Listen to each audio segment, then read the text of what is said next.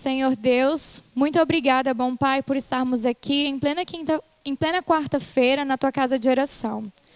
Nós estamos, Senhor Deus, numa semana de 10 dias de oração intercessora por aquelas pessoas, Senhor Deus, que não se fazem presente aqui no nosso meio. Várias orações, Senhor Deus, já foram feitas, nomes foram citados. Nos nossos corações, Senhor Deus, nós lembramos também de várias pessoas, e nós queremos colocar, Senhor Deus, no Teu altar neste momento. Que o Senhor Deus possa cuidar, proteger, ajudar, Senhor Deus, aos nossos irmãos, para que nós juntos, Senhor Deus, possamos fazer a missão que o Senhor Deus nos designou. E que o objetivo, Senhor Deus, dessa semana de oração possa ser alcançado. Que pessoas possam se render aos Teus pés, que pessoas possam voltar para os Teus caminhos de amor. Nós também, Senhor Deus, pedimos que neste momento o Senhor Deus possa abençoar a Érica, a Angélica. Elas estão, Senhor Deus, com uma missão especial neste momento, que é a música especial e também a mensagem. Que o Senhor Deus possa falar conosco através delas, que o nosso coração, a nossa mente possa ser esvaziado neste momento para que nós possamos receber aquilo que o Senhor Deus tem de importante para falar conosco. Perdoe, Senhor Jesus, as nossas falhas, os nossos erros, que nós possamos voltar para os nossos lares melhores, Senhor Deus, animados para continuarmos no trabalho e na missão que o Senhor Deus nos concedeu. Obrigada por tudo, em nome de Jesus, amém. Boa noite. Que alegria estarmos aqui nessa quarta-feira, nesses 10 dias de oração, que tem sido uma bênção. Não sei para vocês está sendo uma bênção? Para mim está sendo uma bênção a semana toda. E é sempre um prazer, uma alegria voltar aqui na Igreja de Santa Fé. Obrigada, Sandra, pelo convite, viu? Muito gostoso estarmos aqui. Abre a sua Bíblia no livro de João, no primeiro capítulo de João. Primeiro capítulo de João, capítulo 1, versículo 14. Pode colocar o texto aí para mim já?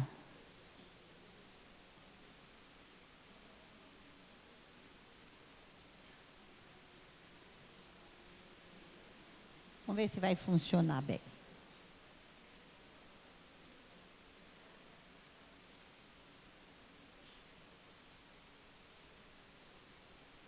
É para aí que eu aponto?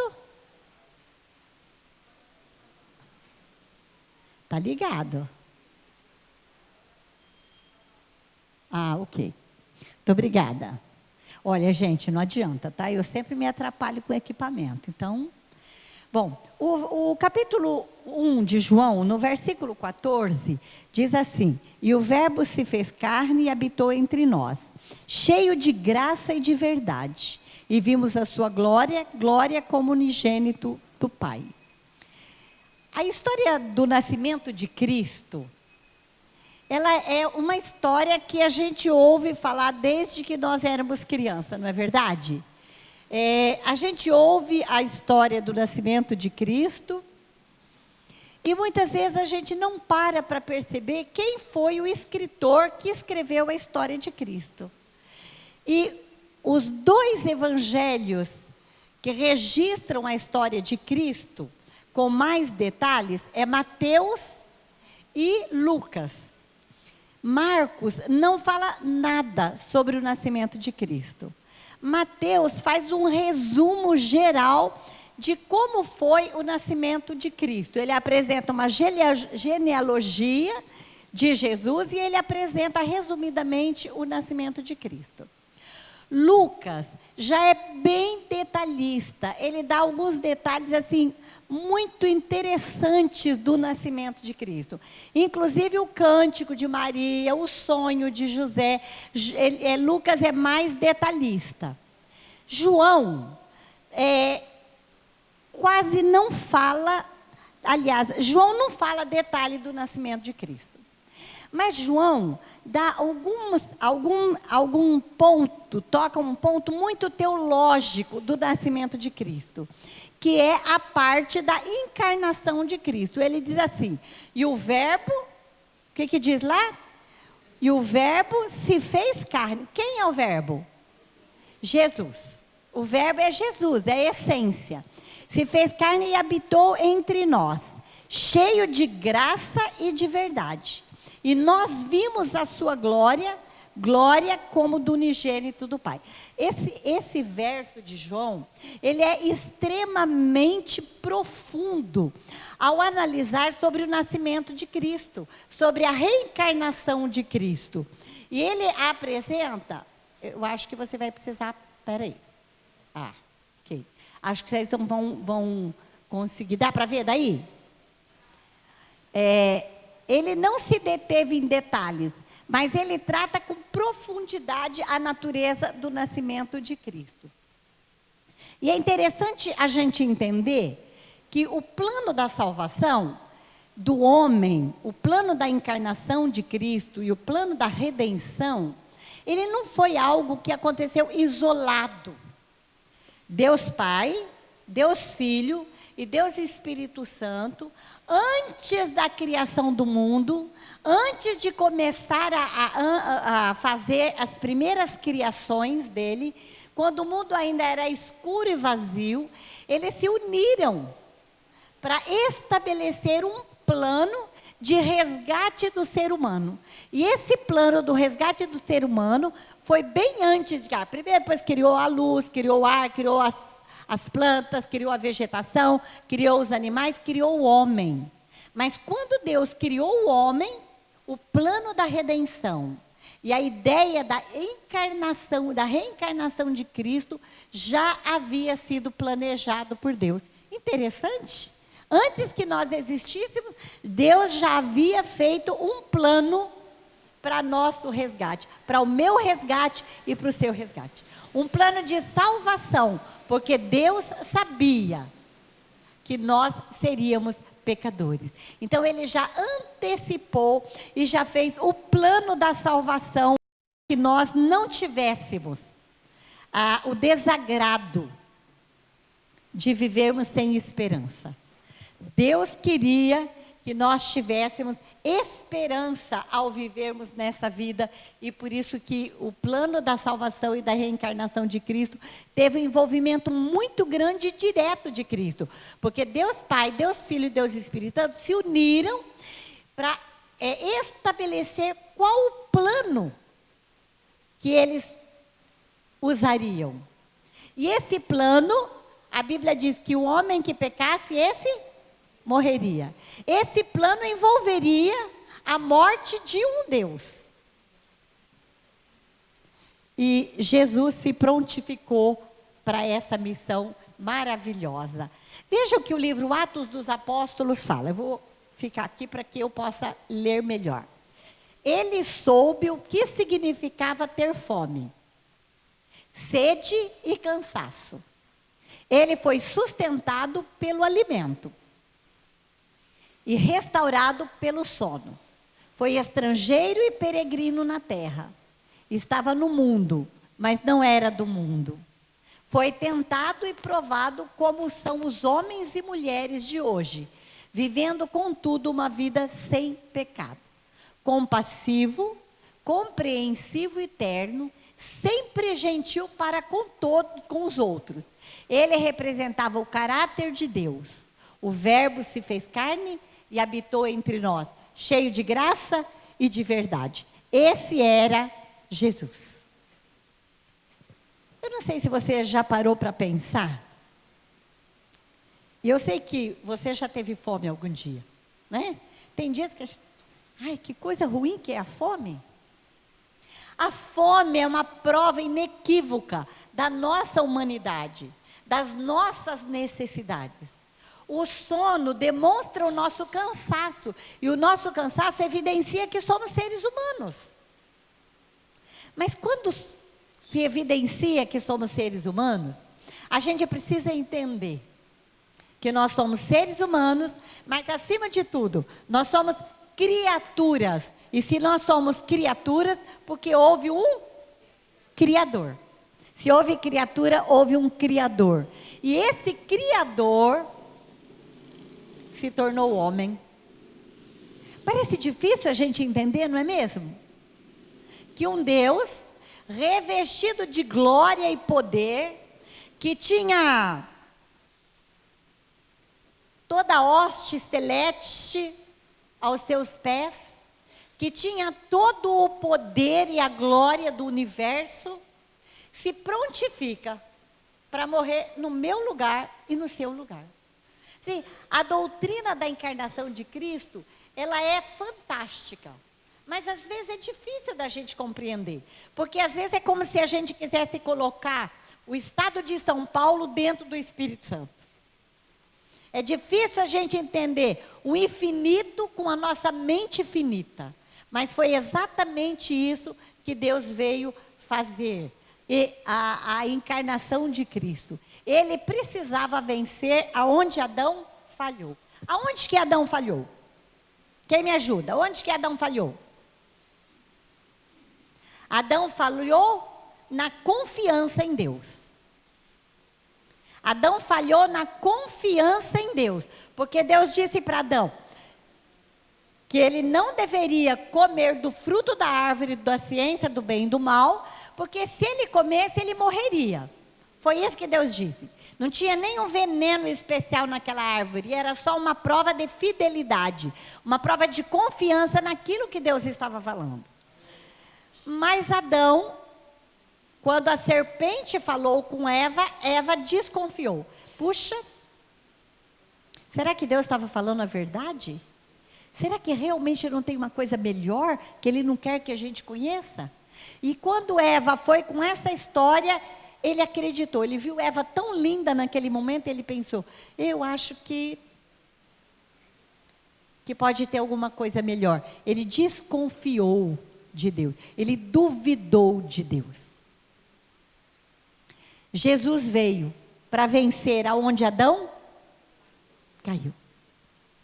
A confiança que Jesus precisava ter em Deus Pai era imprescindível para mostrar a nós, seres humanos, que nós também podemos vencer aonde Jesus, que era humano, após a encarnação, venceu. Então temos essa possibilidade de vencer também. 1 Coríntios 15:45 diz assim: assim está também escrito: o primeiro homem, Adão, foi feito em alma vivente, e o último Adão em espírito vivificante. Palavra difícil. Adão era o fôlego da vida, pó da terra mais fôlego da vida. Pó da terra mais fôlego da vida era igual a alma vivente. Mas Cristo era Deus e homem. Espírito vivificante para a salvação do ser humano. Romanos 6 diz que o salário do pecado é a morte, mas o dom gratuito de Deus é a vida eterna. Bom, se o homem pecou, Deus diz que se ele pecasse, ele morreria. Adão não morreu imediatamente, mas Adão ficou sujeito à morte.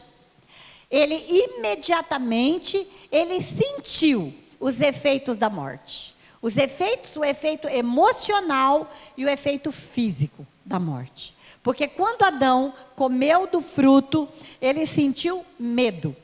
Medo do grande amigo. Ele sentiu medo e ele fez o quê? Se escondeu. Ele se escondeu. A atitude dele foi de fuga. Eu vou fugir daquele que me criou. E daquele que eu traí. E que eu desobedeci. E o salário do pecado era a morte. Bom, se o salário do pecado era a morte, Deus havia feito um plano de que Jesus morreria no lugar do homem. Eu pergunto para você, é possível um Deus morrer? É possível um Deus morrer? Não. Deus é infinito, Deus não morre. Para que Jesus pudesse vir e morrer no lugar do homem, ele não poderia vir como Deus. Ele poderia vir somente como humano. Não poderia vir como Deus. Mas ele perderia a sua divindade? Também não, ele era Deus. Por isso que a encarnação é algo assim quase que inexplicável, incompreensível para nós seres humanos. Nosso resgate teve a sua concretização plena onde? Na cruz. Mas aonde começou? Aonde começou? Mas foi o ato generoso de Jesus se tornar homem que possibilitou tudo isso. Porque um Deus não morre. Se Jesus não tivesse aceitado ser encarnado e vir nascer como um bebê, deixando todo o seu trono na manjedoura, jamais haveria possibilidade de termos salvos por ele. A encarnação é uma doutrina cristã que transcende muito a nossa compreensão. A gente jamais vai compreender plenamente como que um Deus pode se tornar tão minúsculo, tão pequeno, a ponto de vir nascer numa manjedoura. O nascimento mais simples. E nós conhecemos a história. Porque quando a gente lê a história do nascimento de Cristo, a gente fica encantado com tudo que aconteceu. Né? Com a gravidez inesperada de Maria, com o sonho que José recebeu, de que deveria assumir Maria como sua esposa, porque ela estava grávida do Espírito Santo. Tudo isso é muito misterioso para o ser humano, para nós compreendermos. Mas todo esse mistério que envolve a encarnação de Cristo, todo esse mistério é a graça e a glória da nossa salvação. É o que nos enche de esperança. Todo esse mistério que envolve a encarnação de Cristo é que diz para a gente: você tem um Salvador. Não importa o que aconteça com você, você tem um Salvador. Um Salvador que te ama e que morreu por você. E isso é uma segurança inexplicável, né? Bom, eu ia trazer aqui 2 bastões de massinha de modelar. Mas acabei me esquecendo, atendi até quase 5h30 e aí acabei esquecendo de pegar lá no armário. Imagine comigo 2 bastões de massinha de modelar, certo? Vamos imaginar um bastão de massinha de modelar verde e um bastão de massinha de modelar vermelho, ok? 2 massinhas. Uma massinha representa o ser humano, outra massinha representa Deus. Vamos unir as duas? Vamos amassar? Ficou quantas massinhas? Uma só. Uma só. Mas por acaso, elas se perderam? Não. Então veja, para a gente entender a encarnação de Cristo, é preciso a gente entender o processo dessa massinha. Eram 2 massinhas, se tornou uma massinha, mas nenhuma delas perdeu a característica. Uma continua vermelha, a outra continua verde. Dá para entender como é a encarnação de Cristo? As 2 naturezas ficaram mescladas, porém, ele era 100% Deus. E ele era 100% homem. Jesus nunca deixou de ser Deus. Ele simplesmente veio ser homem. E aí tem uma coisa fantástica. Por quê? Se ele era Deus, ele tinha o quê? Todo o poder do universo. Tudo estava à disposição dele. Mas se ele era homem como nós, ele não tinha poder. E aí reside um mistério maravilhoso. Sabe por quê?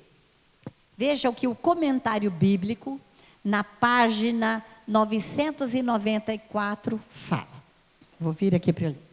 A divindade se revestiu da humanidade. Não foi trocada por ela. E a gente precisa entender bem isso. Porque às vezes as pessoas se confundem e acham que Jesus trocou a natureza, deixou a natureza divina lá no céu e veio só com a natureza humana. Não. Ele era 100% homem, 100% Deus. Tá? Não foi trocada por ela. Em nenhum sentido, Cristo deixou de ser Deus quando se tornou homem.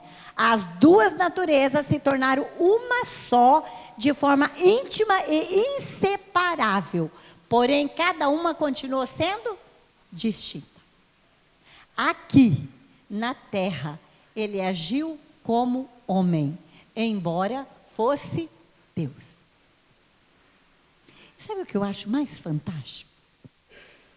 Eu acho mais fantástico que hoje, nós seres humanos, nós lutamos muito por força e poder, não é?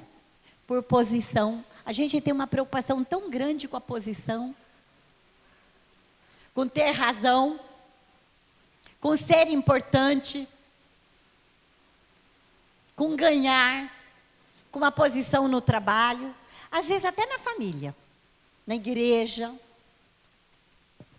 Veja o que o Lewis falou. Em nosso mundo também, em um estábulo, certa vez, tinha algo dentro dele que era maior do que todo o universo. Então, naquele bebezinho, deitado naquele estábulo, naquela manjedoura, tinha algo maior do que todo o universo, que era um Deus, mas que estava revestido da natureza humana. O que nós ganhamos com isso? O que nós ganhamos com a encarnação de Cristo? Nós ganhamos, primeiro, senso de valorização. Nós fomos avaliados na vida do Filho de Deus. Nós somos avaliados pelo amor que Ele teve de deixar tudo e vir nos resgatar do pecado. Isso melhora a nossa autoestima. A gente saber que alguém deixou o céu. Talvez muitos de nós, os nossos pais não deixariam muita coisa. Talvez não deixaria uma herança expressiva. Talvez não deixaria qualquer coisa, né? Um carro.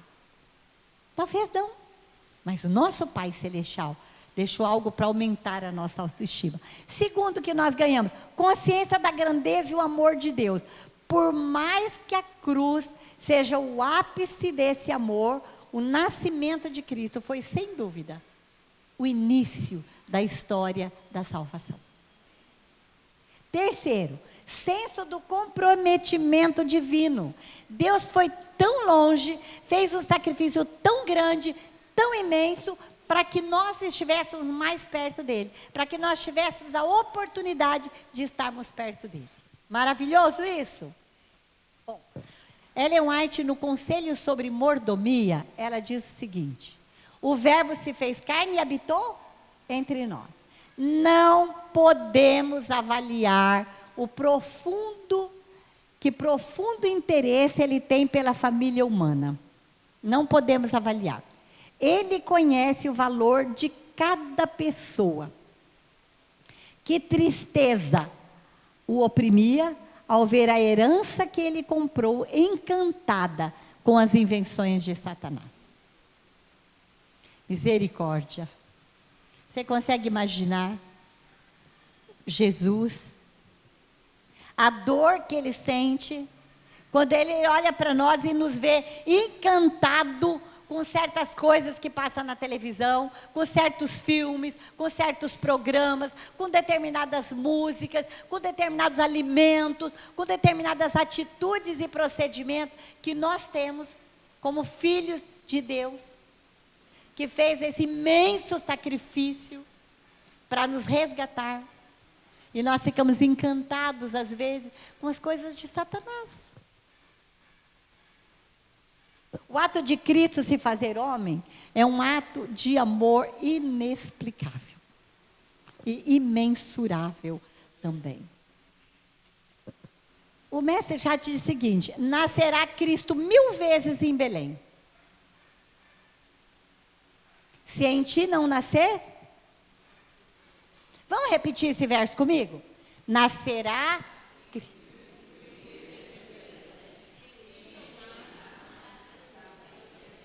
Eu acho que pode ser melhor, não pode?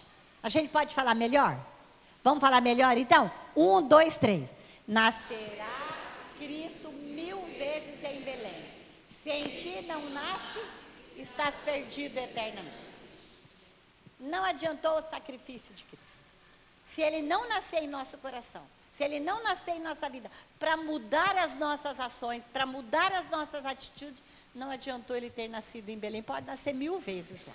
Mas ele precisa nascer pelo menos uma vez em nosso coração, em nossa vida. Agostinho de Hipona diz o seguinte, essa ideia de Agostinho é uma ideia muito interessante. Porque todo ser humano, ele precisa de um modelo, certo? Nós seguimos qual modelo? Dos nossos pais, às vezes o modelo do professor, às vezes o modelo de uma pessoa. Muita gente segue o modelo de uma artista de televisão, né? Copia modelo de roupa, modelo de sapato, modelo de cabelo, modelo de tudo. Porque o ser humano tem essa necessidade de ter um modelo. Nós não poderíamos seguir o modelo do homem.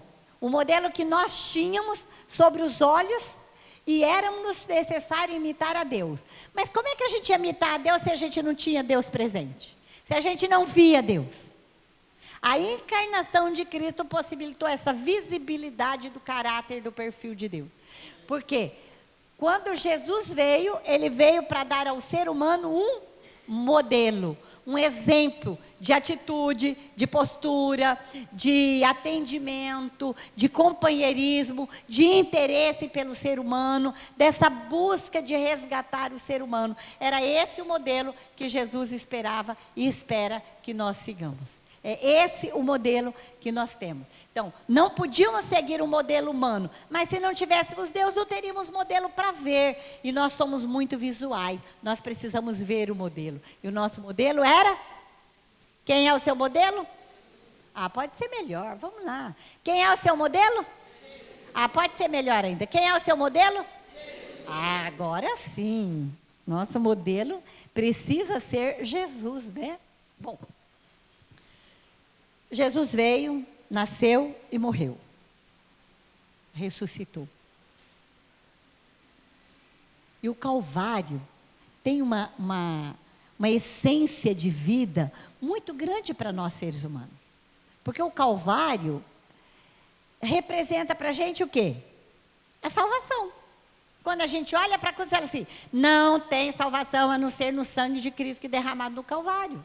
A gente sabe que ele precisava morrer para que nós salvássemos. Mas jamais nós poderemos anular o efeito da manjedoura. Porque foi na manjedoura que começou a história da salvação do ser humano. Para que ele chegasse ao Calvário, ele teve que passar pela manjedoura. E isso é maravilhoso, né? O grande se faz pequeno. E aqui vem uma coisa muito legal. Ele era grande, se fez pequeno como ser humano. Para que o pequeno se tornasse grande. Quem era grande? Deus. Quem era pequeno?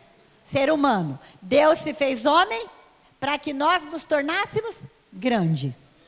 Isso fere a lógica humana nos seus alicerces mais profundos. Por que fere a lógica humana? Porque o nosso interesse é de poder, é de visibilidade, é de posição. Mas Cristo tinha a posição e deixou por nós. Eu fico imaginando. O ser humano não gosta de ser desafiado, né? Eu não gosto. Vocês gostam de ser desafiado?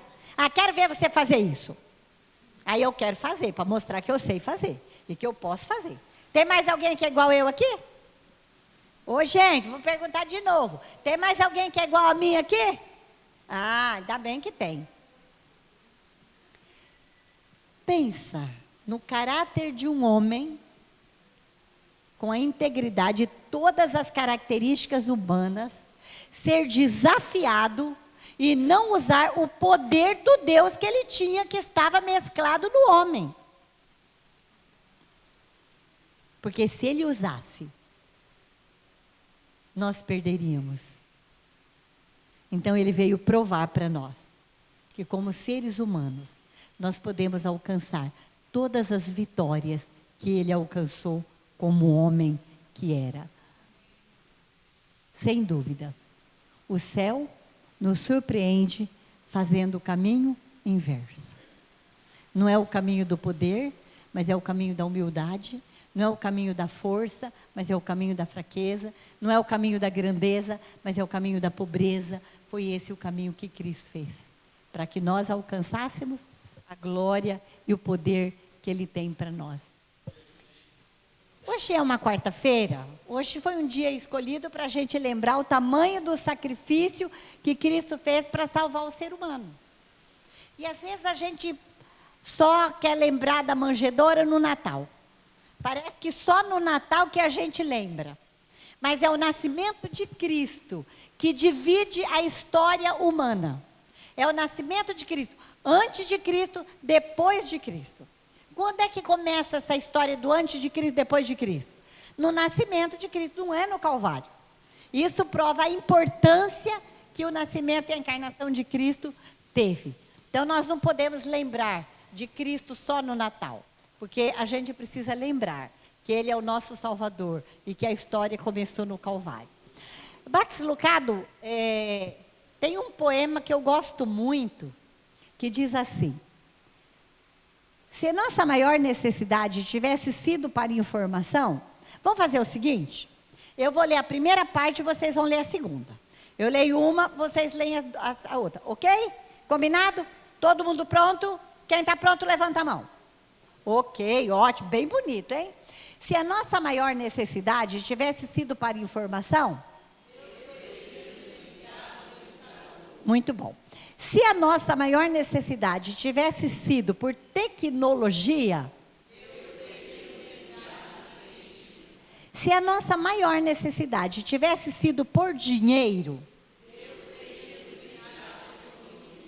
Se a nossa maior necessidade tivesse sido por prazer,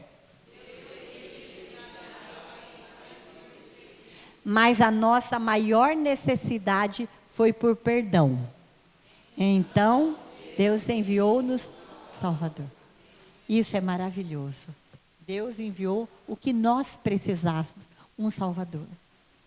Hoje, você tem a oportunidade de aceitar esse Salvador na sua vida, de aceitar Jesus novamente na sua vida, de tê-lo bem aconchegado e dizer para Ele assim: Senhor, me ajude a reconhecer o valor do imenso sacrifício que o Senhor fez para me salvar, para me resgatar.